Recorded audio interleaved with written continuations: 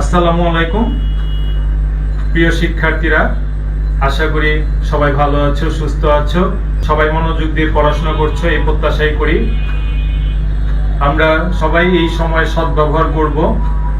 আমাদের মনে রাখতে হবে, হাজারো প্রতিবন্ধকতার মধ্যে যারা ভালোভাবে পড়াশোনা করে, মনোযোগ দিয়ে পড়াশোনা করে উচ্চ মাধ্যমিক পরীক্ষায় ভালো ফলাফল অর্জন করবে, তারা কাঙ্ক্ষিত বিশ্ববিদ্যালয়গুলোতে উচ্চতর ডিগ্রি অর্জন করতে পারবে এবং তারা এগিয়ে যাবে। আর যারা এই প্রতিবন্ধকতাকে মোকাবেলা করতে পারবে না, তারা কিন্তু ছিটকে পড়বে, পিছিয়ে পড়বে। এটাই আমাদের বাস্তবতা, এটা আমাদের সবাইকে স্মরণ রাখতে হবে।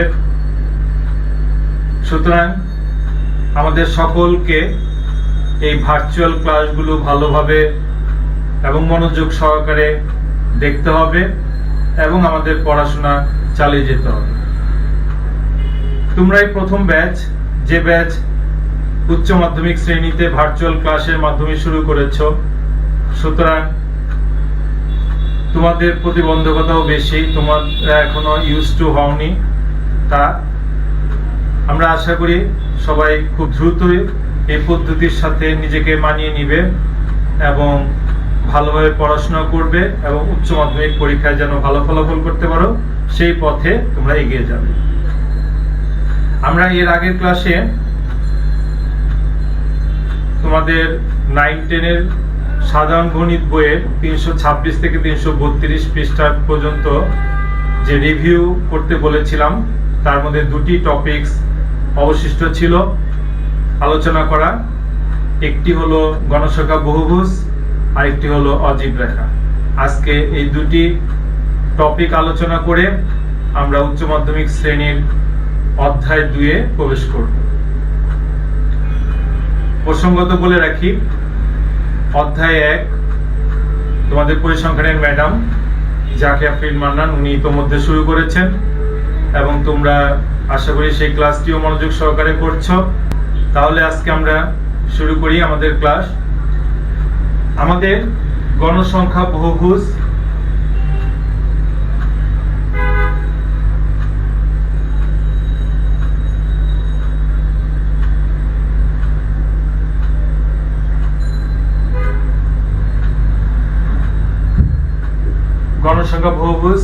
ইংলিশে বলা হয় ফ্রিকোয়েন্সি পলিগন।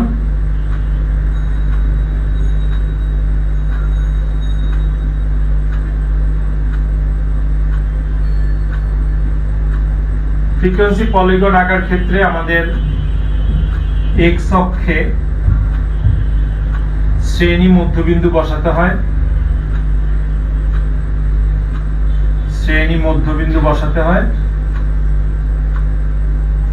এবং ওয়াই অক্ষে গণসংখ্যা বসাতে হয়। শ্রেণী মধ্যবিন্দু কিভাবে নির্ণয় করতে হয় সেটা আমরা দেখেছি ইতিপূর্বে।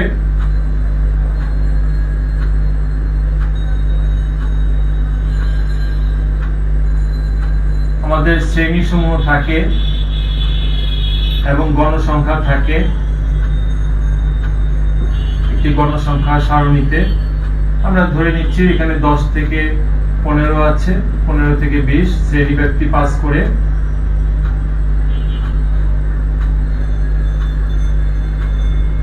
এভাবে আমরা ধরে নিলাম আমাদের 5টি শ্রেণী আছে এবং ফ্রিকোয়েন্সি গুলো আমরা ধরে নিলাম 2, 5, 7, 6, 3।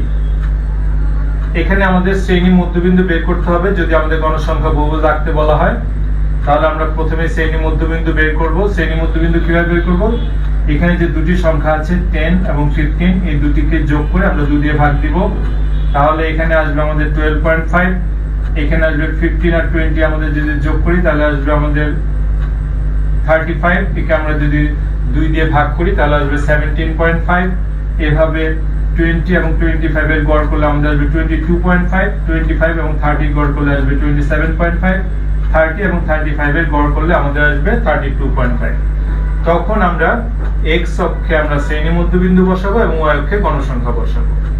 তাহলে দেখো, আমি যদি এখানে স্কেলিং করি, এখানে 10, 15, 20, 25, 30, 35, আমাদের 35 পর্যন্ত আছে, আমরা 35 পর্যন্ত নিলাম। এখানে আমাদের ফার্স্টেরটা আমরা বলেছি কি 12.5, তাহলে 12.5 এর বিপরীতে আমাদের 2, এভাবে আমাদের সর্বোচ্চ গণ সংখ্যা হলো আমাদের 7, তাহলে আমাদের এখানে 7 পর্যন্ত স্কেলিং করতে হবে। 1 2 3 4 5 6 7, 1 2 3 4 5 6 7। আর এখানে হলো আমাদের x প্রাইম ও x, এটা হলো আমাদের y ও y প্রাইম। তাহলে দেখো এখানে 12.5 এর বিপরীতে আমাদের আছে 2, তাহলে 10 এবং 15 এর মাঝখানে আমাদের 12.5 হবে। ঠিক তার বরাবর আমরা 2 তে একটি বিন্দু দিব, আমরা 2 তে একটি বিন্দু দিলাম। 15 এবং 20 এর মাঝখানে হবে আমাদের 17.5, তা 17.5 বরাবর আমাদের যেহেতু গণসংখ্যা 5 আছে, আমরা 5 বরাবর একটি বিন্দু দিব। এখানে দেখো এই 5 বরাবর একটি বিন্দু দিলাম। গ্রাফ কাগজে করলে বিষয়টি আরো অ্যাকুরেট হবে, এখানে যেহেতু আমি হাতে করছি সুতরাং বুঝতে পারছো একটু এদিকে দুঃখ হবে। এখানে আমাদের 22.5 এর বিপরীতে হবে 7, 22.5 এর বিপরীতে আমরা 7, এই যে 7, এই 7 বরাবর আমরা একটি বিন্দু দিব। তারপরে আমাদের 27.5 এর বিপরীতে আমাদের দিতে হবে 6, এই হলো আমাদের 6। তারপরে আমাদের লাস্ট ওয়ান 32.5 এর বিপরীতে আমাদের দিতে হবে 3, তাহলে আমরা 3 তে একটি বিন্দু দিব। তারপর এই যে বিন্দুগুলো আমরা পেলাম, এই বিন্দুগুলোকে একটির পর একটি আমাদের স্কেলের সাহায্যে যুক্ত করতে হবে।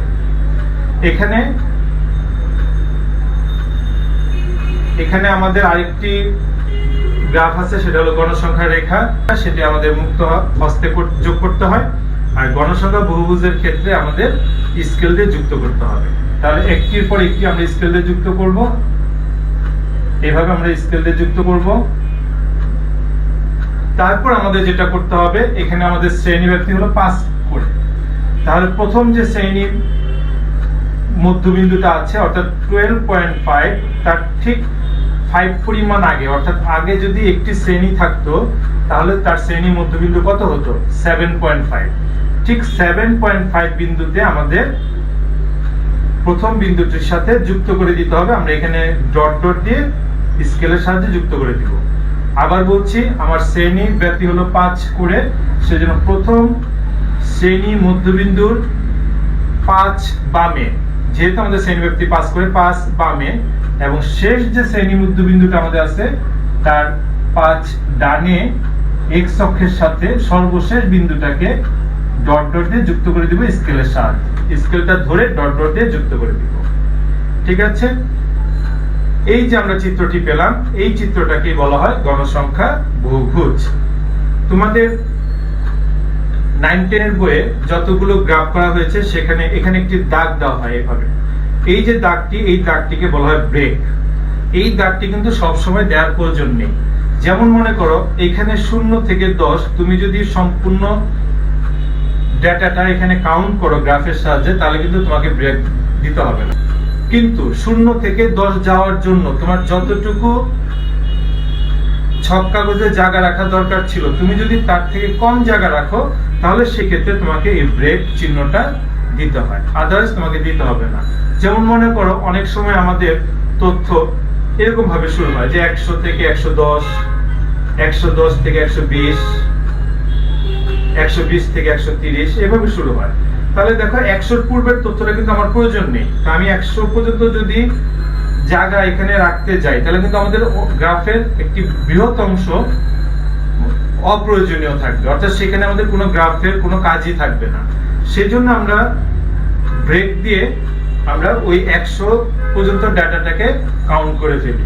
অর্থাৎ এখানে একটা ব্রেক দেওয়ার পর তুমি ইচ্ছে করলে এখানে 100 দিতে পারবা, 1000 দিতে পারবা, 10 দিতে পারবা, তোমার যা খুশি তুমি এখানে শুরু করতে পারবে। অর্থাৎ তোমার যত থেকে প্রয়োজন তত থেকেই তুমি এখানে কি করতে পারছো, শুরু করতে পারছো। এই জন্যই মূলত ব্রেকটা দেওয়া হয়। তাহলে ব্রেকের কনসেপ্ট কি? ব্রেকের কনসেপ্ট হলো তুমি 0 থেকে যে সংখ্যাটা তুমি এখানে লিখছো সেই সংখ্যাটা লেখার জন্য যতটুকু জায়গা প্রয়োজন ততটুকু জায়গা যদি তুমি গ্রাফ কাগজে না রাখো, সেই ক্ষেত্রে তোমাকে ব্রেক দিয়ে আগাতে হবে। অর্থাৎ তুমি 0 থেকে 10 দিলা, যদি তুমি এখানে 10 ঘর রাখো, 1 ঘর সমান 1 করে ধরে, তাহলে তোমার কিন্তু ব্রেক দেওয়ার প্রয়োজন নেই। আবার তুমি এখানে 10 লিখতেছো কিন্তু এখানে ঘর রাখতেছো মাত্র 2টি বা 3টি, তা সেই ক্ষেত্রে কিন্তু তোমাকে ব্রেক দিয়ে এগোতে হবে। তাহলে ব্রেক দেওয়ার কনসেপ্ট হলো আমাদের যদি যে সংখ্যাটি লিখছি তার সমপরিমাণ জায়গা এখানে না রাখি তাহলে আমরা ব্রেক দিয়ে আগাবো। ঠিক আছে, তাহলে আমাদের এই হলো গড় সংখ্যা বহুভুজ। তারপরে হলো আমাদের অজীব রেখা।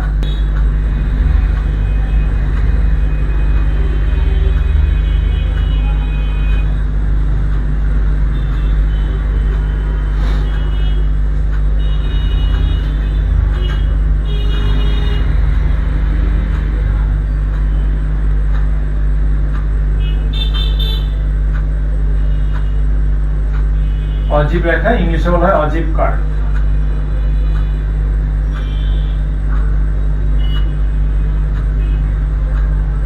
অজীব কার্ভে আমাদের যেটা করতে হয়, এক্স অক্ষে বসাতে হয় শ্রেণী উচ্চ সীমা,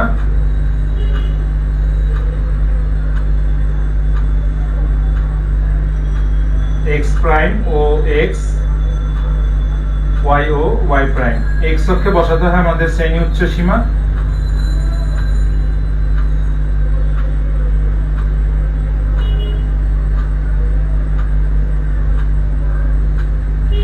এবং আমাদের ওয়াই অক্ষে বসাতে হয় ক্রমযোজিত গণসংখ্যা।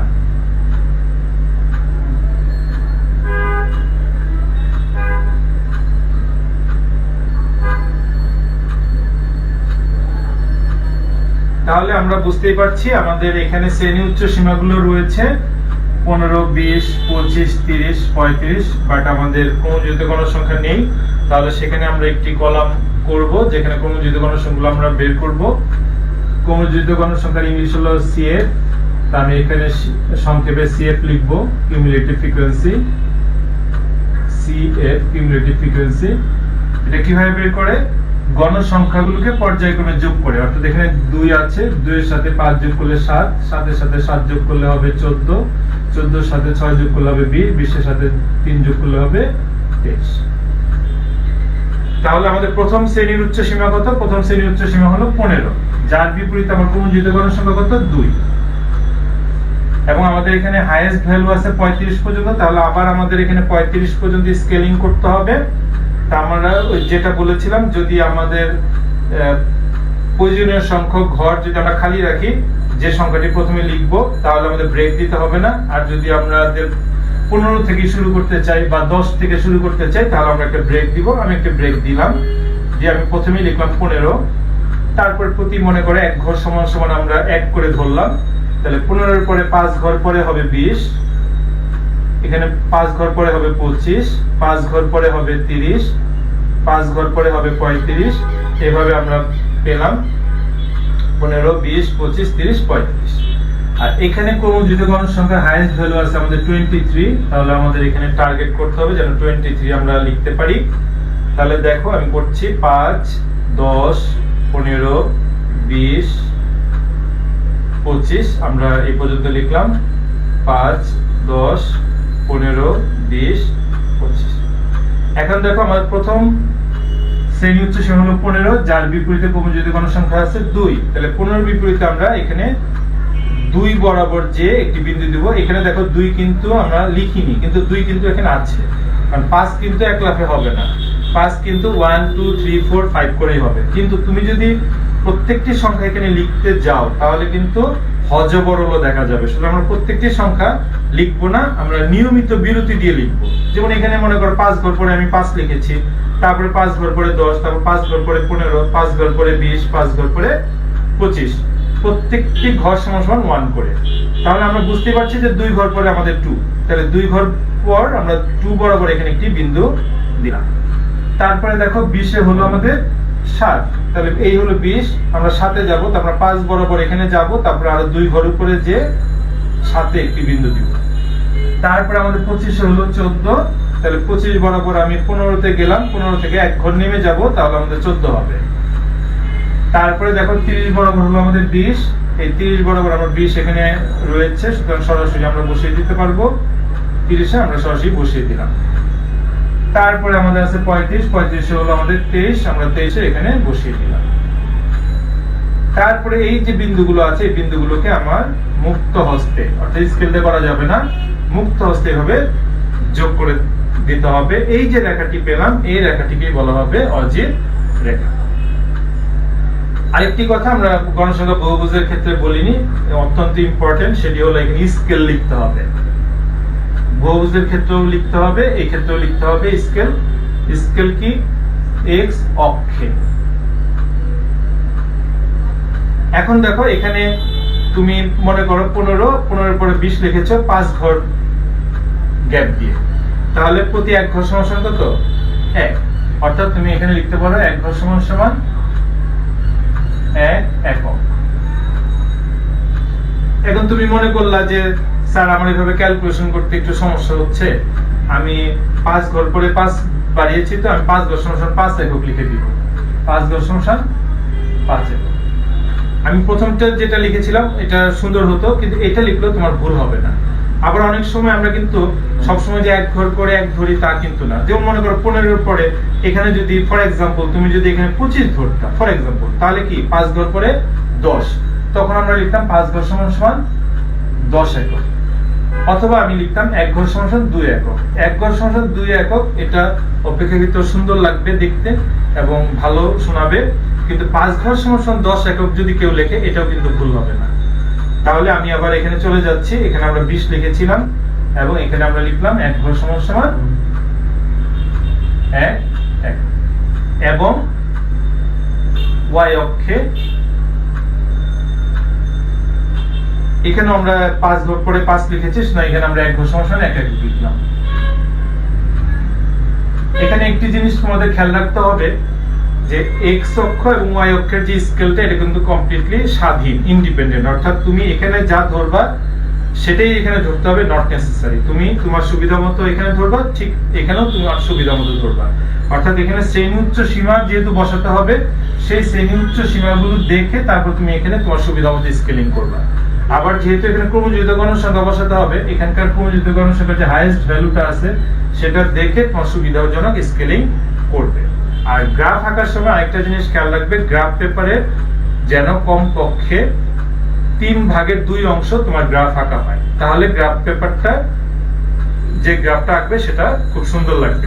আর যদি তুমি ছোট্ট করে একটি কোণায় করে রাখো, একটা গ্রাফ পেপার পুরো জায়গাটা খালি রইলো, তুমি ছোট্ট করে একটা জায়গায় করে ফেললে, তাহলে কিন্তু গ্রাফটা ভালো লাগবে না। কারণ আমরা সবসময় শিক্ষার্থীদের পরামর্শ দিই যে গ্রাফ পেপারে 3 ভাগের 2 অংশ যেন গ্রাফটা ভরে যায়, ওভাবে আমাদের স্কেলিংটা করতে হবে। আশা করি গণসংখ্যা, বহুভুজ এবং অজীব রেখা দুটি তোমরা বুঝতে পেরেছো। আমরা যে অধ্যায়টি শুরু করব আজকে, দ্বিতীয় অধ্যায়, সেই অধ্যায়েও আমাদের গ্রাফের অংশ রয়েছে, সেখানেও আমরা আবার পুনরায় আলোচনা করব। এখন পর্যন্ত যেটুকু করলাম তোমাদের শুধুমাত্র 9-10 এর যে আলোচনাটা ছিল সেটাকে একটু রিভিউ করা। তাহলে আমরা আজকে এবং এখন অধ্যায় 2 শুরু করব, পরিসংখ্যান প্রথম পত্রের।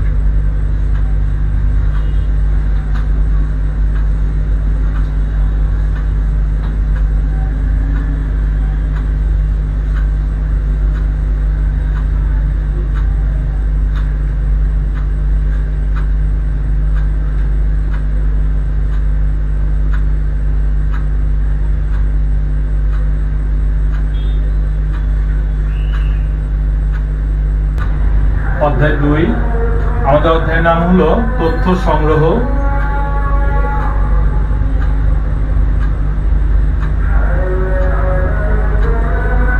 সংক্ষিপ্তকরণ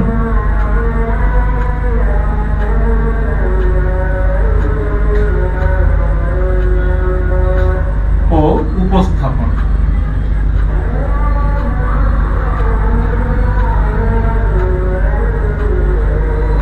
এখানে আমরা বুঝতেই পারছি আমাদের অধ্যায়ের 3টি অংশ রয়েছে, একটি হলো তথ্য সংগ্রহ, আরেকটি অংশ হলো আমাদের সংক্ষিপ্তকরণ, আরেকটি হলো উপস্থাপন। আজকে আমরা তথ্য সংগ্রহ দিয়ে শুরু করব। আমাদের সবার প্রথমেই জানতে হবে যে তথ্য কি। তথ্যের আরেকটি নাম হলো আমাদের উপাত্ত।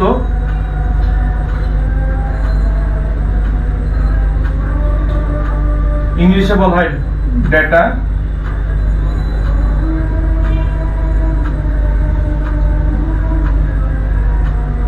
অনুসন্ধান ক্ষেত্রে প্রতিটি একক থেকে আমরা যে মান বা ক্যাটাগরি সংগ্রহ করে থাকি তাই হলো আমাদের তথ্য।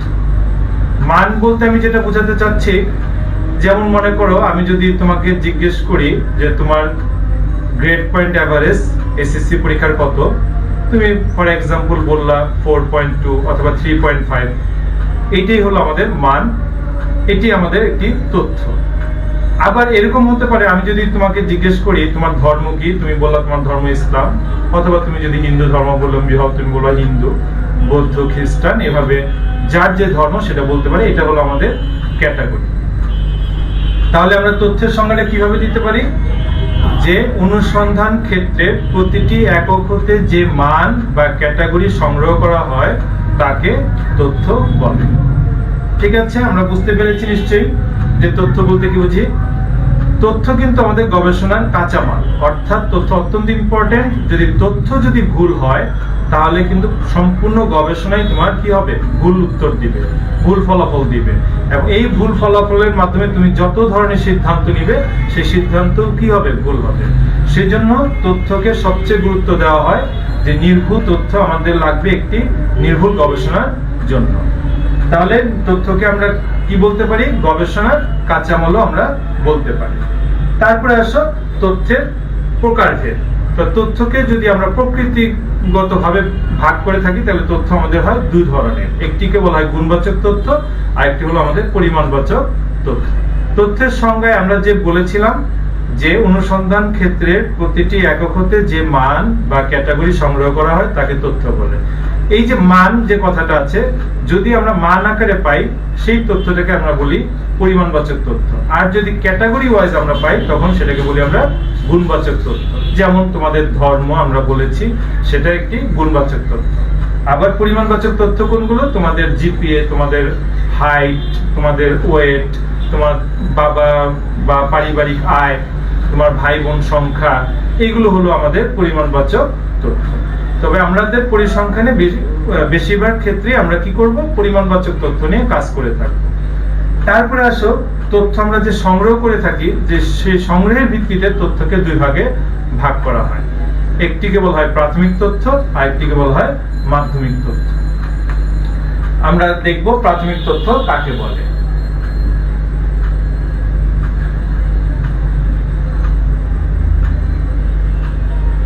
প্রাথমিক তথ্য ইংলিশে বলা হয় প্রাইমারি ডেটা।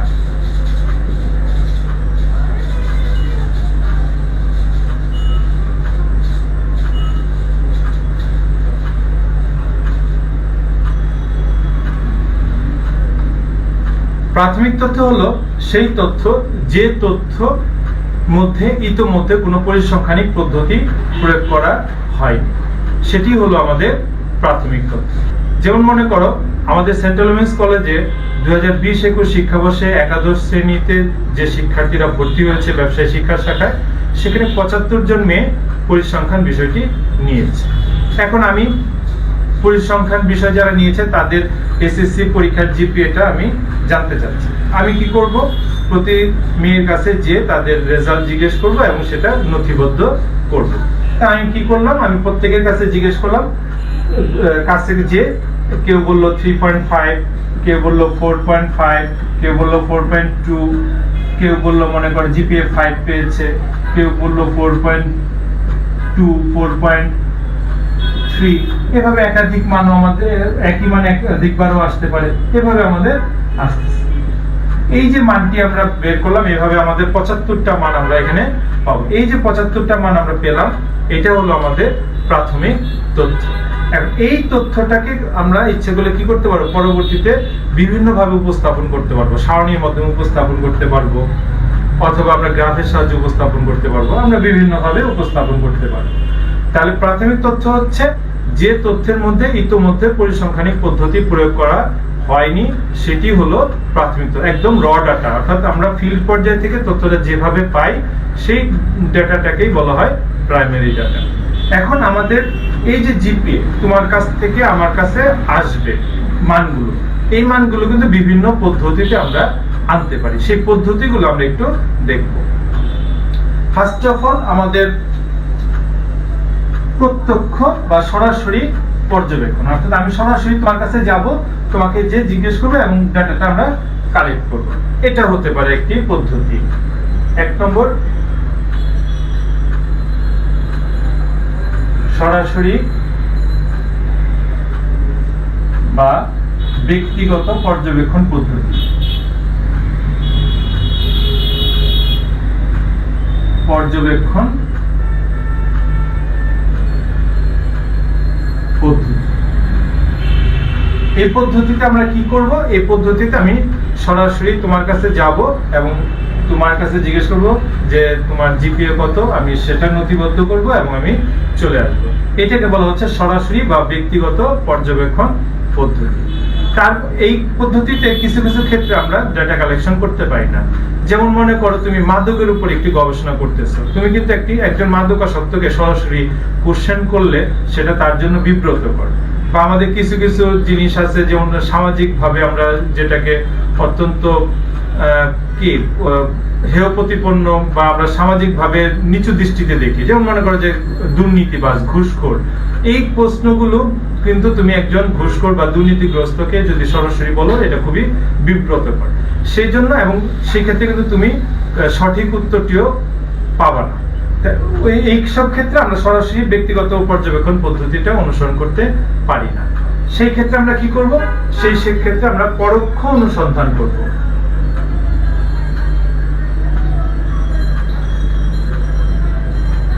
পরোক্ষ অনুসন্ধান পদ্ধতি।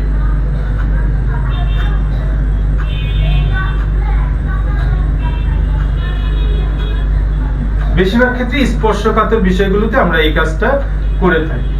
এই ক্ষেত্রে আমরা যেটা করব সেটা হলো একজন মাদকাসক্ত বা একজন দুর্নীতিগ্রস্ত বা স্পর্শকাতর যে সকল বিষয় রয়েছে এই সকল বিষয়গুলোতে আমরা সরাসরি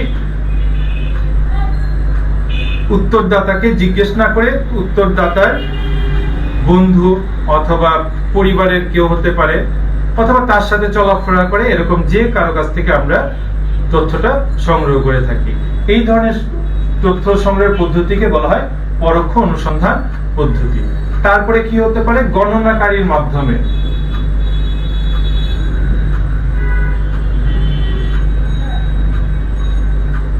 গণনাকারীর মাধ্যমে গণনাকারীর মাধ্যমেও কিন্তু আমরা প্রাথমিক তথ্য সংগ্রহ করে থাকি। তোমাদের খেয়াল থাকবে যখন আমাদের সেন্সাস সার্ভে হয় বা আদমশুমারি হয় তখন কিন্তু আমাদের বাসায় একজন দুজনের টিম আসে, আসার পর তারা কিন্তু আমাদের কাছ থেকে তথ্যটা সংগ্রহ করে নিয়ে যায়। এই যে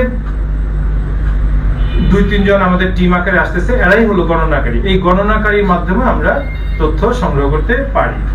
তারপরে হলো আমাদের টেলিফোন সাক্ষাৎকার।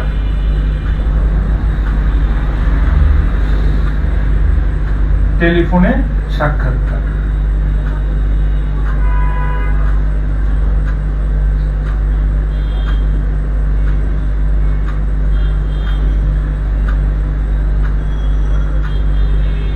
অর্থাৎ তুমি যার তথ্য সংগ্রহ করতে চাচ্ছ তাকে সরাসরি তুমি ফোন করবে, ফোন করে তোমার প্রয়োজনীয় তথ্যটা তার কাছ থেকে সংগ্রহ করতে পারো।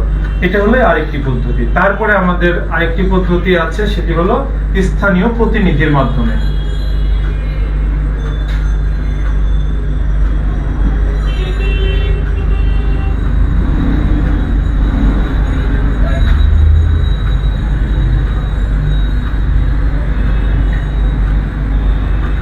স্থানীয় প্রতিনিধির মাধ্যমে তুমি তথ্য সংগ্রহ করতে পারো। যেমন মনে করো তোমার একটি ডাটা কালেকশন অর্গানাইজেশন আছে, তুমি কি করলে তুমি এরিয়া ভিত্তিক তোমার প্রতিনিধি সেট করে রাখলে।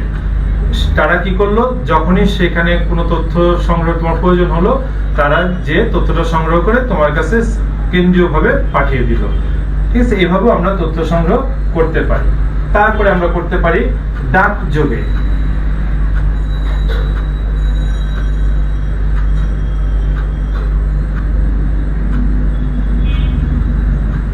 ডাকযোগে প্রশ্নমালা প্রেরণ।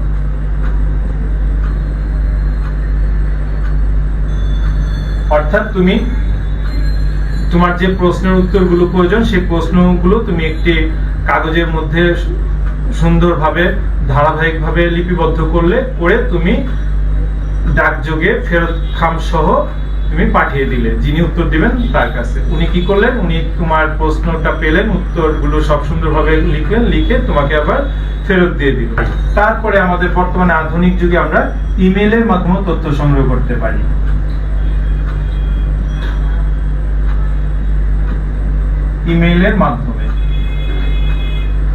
ইমেইলের মাধ্যমেও একইভাবে ডাকযোগের মতোই তুমি প্রত্যেককে মেইল করে দিলে একটি প্রশ্নমালা, ওনারা যিনি উত্তর দিবেন উনি একটা ফিল আপ করে উনি আবার তোমার কাছে ফেরত পাঠিয়ে দিল। এভাবে আমরা ইমেইলের মাধ্যমে তথ্য সংগ্রহ করতে পারি। এখানে দেখো প্রত্যেকটি পদ্ধতির কিছু সুবিধা অসুবিধা রয়েছে। যেমন আমরা সরাসরি বা ব্যক্তিগত পর্যবেক্ষণে বললাম যে স্পর্শকাতর বিষয়সমূহের ক্ষেত্রে আমরা এই কাজটা করতে পারি না। পরোক্ষ অনুসন্ধান পদ্ধতি, এই ক্ষেত্রে আমাদের কিছু প্রবলেম রয়েছে। উত্তরদাতার বন্ধু বা আত্মীয় স্বজন যার কাছ থেকে তুমি তথ্যটা সংগ্রহ করবে সে তোমাকে ভুল উত্তর প্রদান করতে পারে, অর্থাৎ সে শত্রুতা বশত তোমাকে ভুল উত্তর প্রদান করতে পারে। তারপরে গণনাকারীর মাধ্যমে, এই ক্ষেত্রে আমাদের প্রচুর ম্যান পাওয়ার প্রয়োজন হয়, অনেক ট্রেন আপ ম্যান পাওয়ার আমাদের প্রয়োজন হয়, সেটা একটা সীমাবদ্ধতা।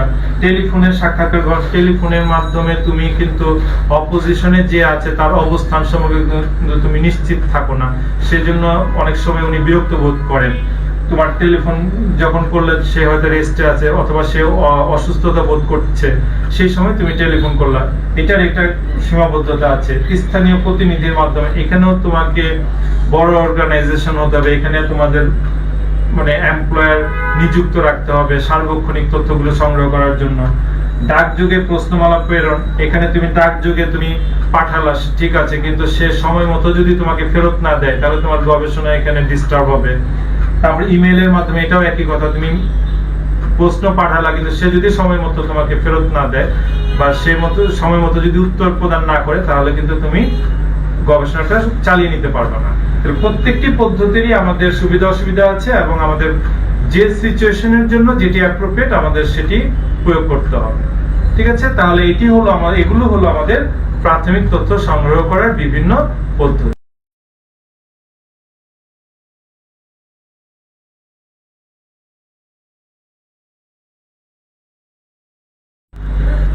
মাধ্যমিক তথ্য, তাহলে আমাদের মাধ্যমিক তথ্যের ডেফিনেশনটা আগে আমরা দেখি। মাধ্যমিক তথ্য কাকে বলে?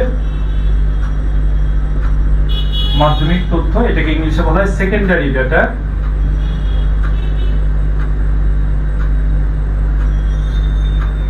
সেকেন্ডারি ডাটা, আমি তোমাদের জিপিএ দিয়ে একটি উদাহরণ দিয়েছিলাম। আমরা বলেছিলাম যে আমাদের যদি 75টা মান এভাবে আসে, সিএলই 3, 3.5, 4, 4.2, 4.2 এভাবে যদি আসে তখন আমরা এটাকে বলেছিলাম এটি হলো একটি প্রাথমিক তথ্য, অর্থাৎ ফিল্ড পর্যায় থেকে তথ্যটা যেভাবে আমরা সংগ্রহ করা হয় সেভাবেই যদি থাকে তখন সেটা হলো প্রাথমিক তথ্য। কিন্তু তার উপর যখনই পরিসংখ্যানিক পদ্ধতি প্রয়োগ করা হবে তখন সেটা হয়ে যাবে সেকেন্ডারি ডাটা। অর্থাৎ এখন যদি আমি এই যে 75 জন মেয়ের জিপিএ, এটাকে যদি আমরা এইভাবে সারণীবদ্ধ করি, গণসংখ্যা সারণী তৈরি করি, যে এখানে আমরা লিখলাম প্রাপ্ত জিপিএ, গ্রেড পয়েন্ট এভারেজ, আর এখানে আমি লিখলাম শিক্ষার্থী সংখ্যা।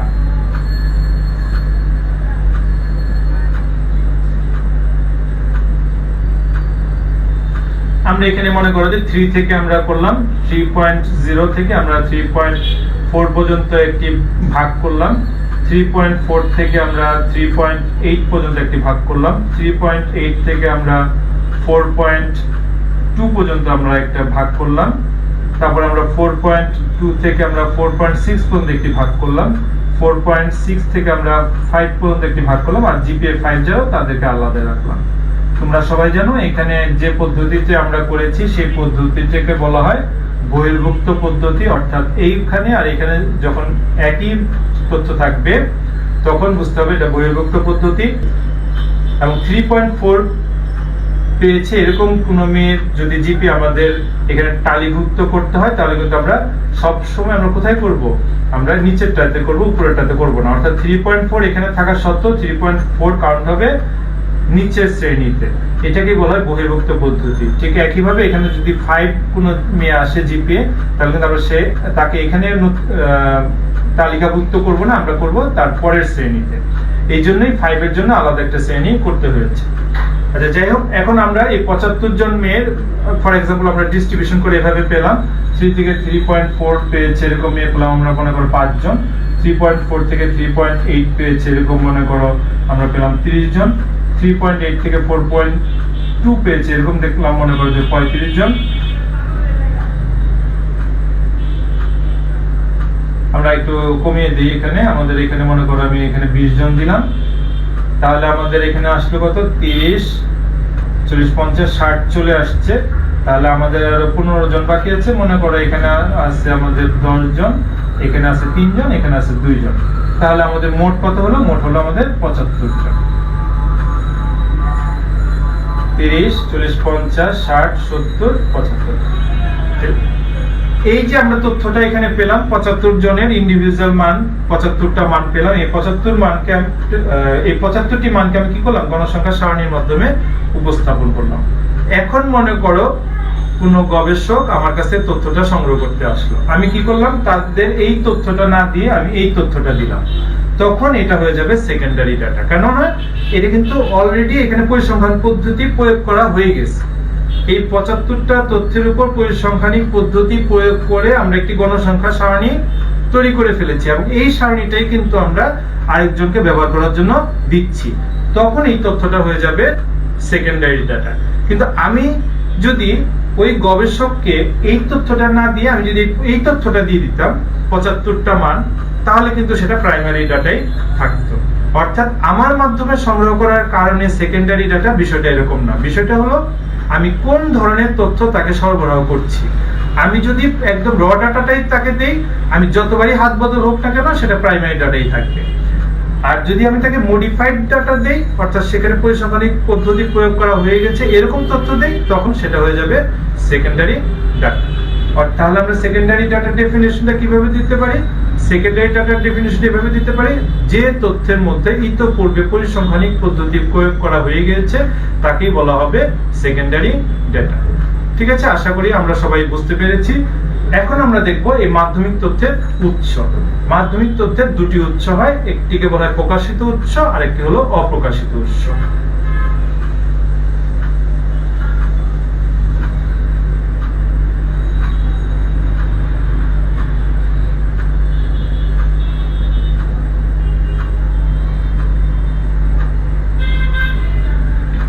প্রকাশিত উৎস আমরা বুঝতেই পারতেছি, এটা হলো পাবলিশড ডাটা। এই যে পাবলিশটা হয় এটা আমরা জানি বিভিন্ন ম্যাগাজিনে হতে পারে, সেটা পত্রপত্রিকাতে হতে পারে, অথবা বিভিন্ন জার্নালে আমাদের হতে পারে, বিভিন্ন গবেষণামূলক প্রবন্ধে আমাদের হতে পারে। এরকম ভাবে আমাদের প্রকাশ করা হয় যেগুলো, সেগুলোই হলো আমাদের প্রকাশিত উৎস। এই কাজগুলো কারা করে থাকেন? এই কাজগুলো করে থাকেন বিভিন্ন সরকারি, আধা সরকারি অফিস আদালত এগুলো করে থাকেন, যেমন শিল্প মন্ত্রণালয়, শিক্ষা মন্ত্রণালয়, বাণিজ্য মন্ত্রণালয়। এরা কিন্তু বাৎসরিক তথ্য বা ষান্মাসিক তথ্য বা মাসিক তথ্য এরা বিভিন্ন পত্র পত্রিকাতে, বিভিন্ন গবেষণা প্রতিষ্ঠানে এগুলো কিন্তু দিয়ে থাকে। তখন আমরা সেখান থেকে তথ্যটা সংগ্রহ করতে পারি।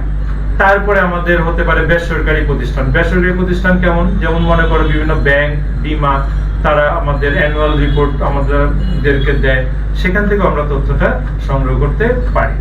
তারপরে আমাদের হতে পারে বিভিন্ন পত্র পত্রিকা, অর্থাৎ বিভিন্ন পত্র পত্রিকা তাদের নিজস্ব অ্যানালাইসিস একটা সেকশন থাকতে পারে, তারা বিভিন্ন জায়গা থেকে তথ্য সংগ্রহ করে সেগুলো প্রকাশ করতে পারে, সেটাও কিন্তু আমাদের প্রকাশিত তথ্যের একটি উৎস হতে পারে। তারপরে মনে করো বিভিন্ন আন্তর্জাতিক প্রতিষ্ঠান, যেমন আমাদের আছে ILO, তারপরে আছে WHO, তারপরে আমাদের ইউনাইটেড নেশন। এভাবে বিভিন্ন আন্তর্জাতিক প্রতিষ্ঠানও কি করে থাকে, বিভিন্ন সময় তথ্য প্রকাশ করে থাকে, তাই সেখান থেকেও আমরা তথ্য সংগ্রহ করতে পারি। এগুলোকেই বলা হবে প্রকাশিত উৎস।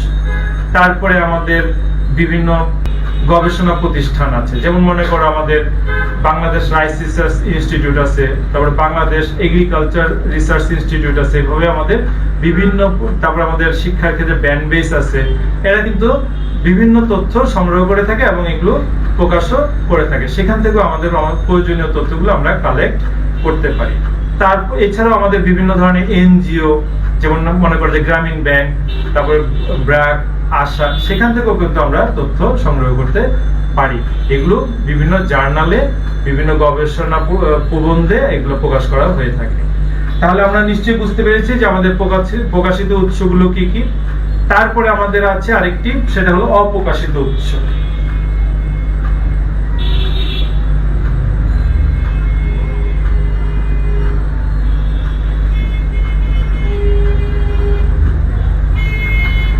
অপ্রকাশিত উৎস মূলত উৎসগুলো কিন্তু একই, আমরা যেগুলো আলোচনা করেছি কিছুক্ষণ আগে সেগুলোই, কিন্তু এগুলো সাধারণত বিভিন্ন জার্নালে বা বিভিন্ন পত্র পত্রিকা এগুলো প্রকাশ করা হয় না। এগুলো অফিস আদালত তারা নিজস্ব ব্যবহারের জন্য এগুলো সংগ্রহ করে থাকে।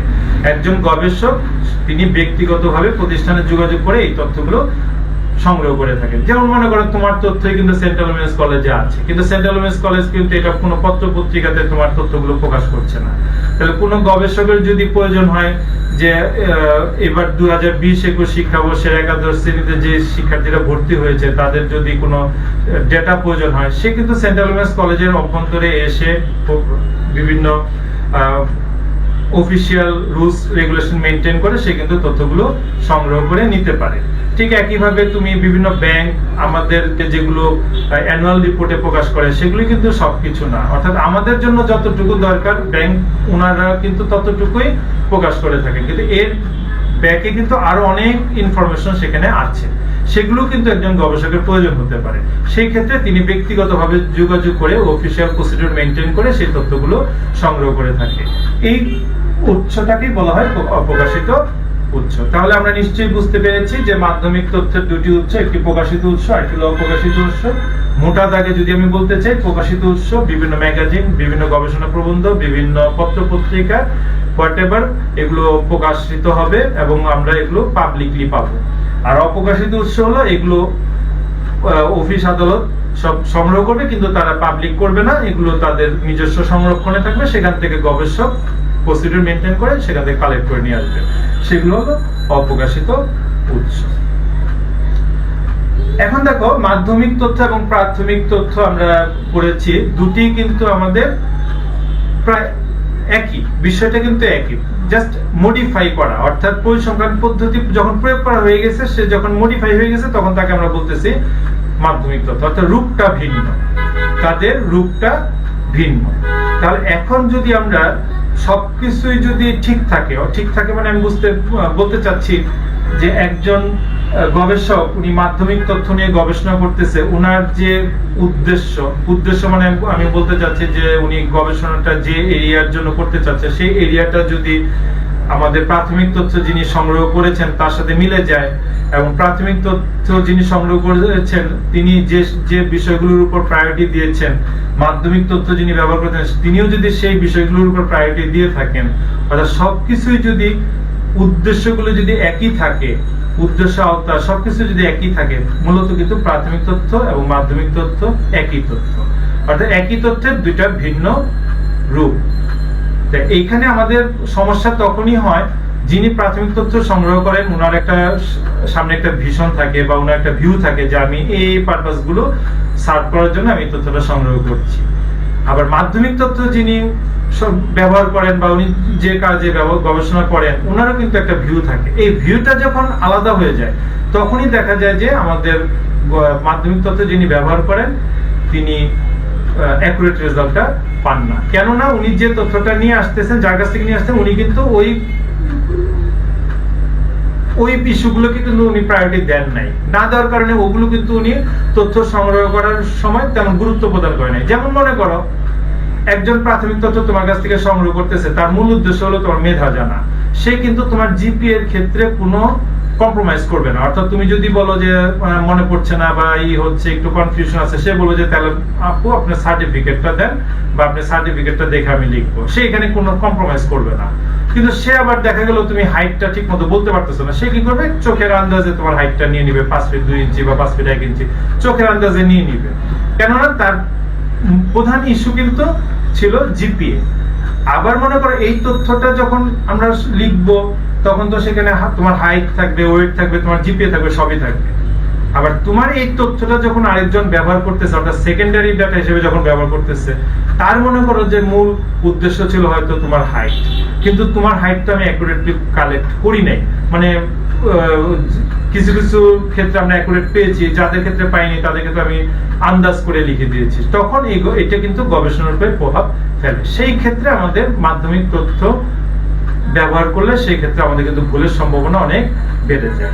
কিন্তু যদি উভয়ের উদ্দেশ্য, আওতা, ক্ষেত্র সবকিছু যদি ঠিক থাকে, তাহলে কিন্তু প্রাথমিক তথ্য এবং মাধ্যমিক তথ্য মূলত একই। তা আজকে ক্লাস আমরা আর দীর্ঘায়িত করব না। আশা করি আজকে ক্লাসে তোমরা সবগুলো টপিক বুঝতে পেরেছো। যদি বুঝতে না পারো তোমরা কমেন্ট করবে, আমি চেষ্টা করব নেক্সট ক্লাসে ওগুলো আবার নতুন করে বুঝিয়ে দেওয়ার জন্য। তোমরা ভালো থাকবে, সুস্থ থাকবে এই প্রত্যাশা করি।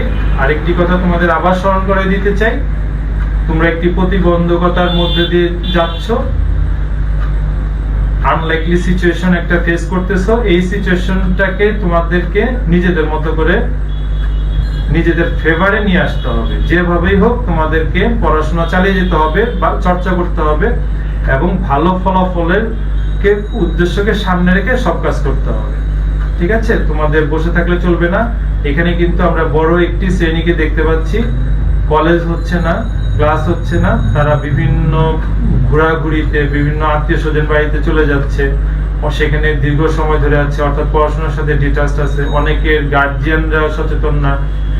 এই বিষয়গুলো কিন্তু তোমাদের মাথায় রাখতে হবে যে কোনো অবস্থাতেই কিন্তু হেলাফেলা করা যাবে না। সময় মতো কিন্তু তোমাদের পরীক্ষা হবে, সময় মতো তোমাদের ইউনিভার্সিটিতে অ্যাডমিশন নিতে হবে, উচ্চতর ডিগ্রি অর্জন করতে হবে, সময় মতো তোমাদের কর্মক্ষেত্রেও যেতে হবে। সবকিছুই কিন্তু তোমাদের করতে হবে, কিন্তু এই সময়টাতে যারা প্রপারলি ইউজ করতে পারবে না তারা কিন্তু ছিটকে পড়বে। তোমরা অবশ্যই সেই দলে থাকবে না, তোমরা সেন্ট্রাল উইমেন্স কলেজের শিক্ষার্থী, তোমরা অবশ্যই সচেতন হবে এই প্রত্যাশাই আমি করি। সবাই ভালো থাকবে, সুস্থ থাকবে। আর এই ক্লাসটি তোমরা মনোযোগ সহকারে দেখেছো, এটাই আমি বিশ্বাস করি, সেজন্য তোমাদেরকে ধন্যবাদ। আগামী ক্লাস দেখার আমন্ত্রণ জানিয়ে আজকে তোমাদের কাছ থেকে বিদায় নিচ্ছি। আল্লাহ হাফেজ।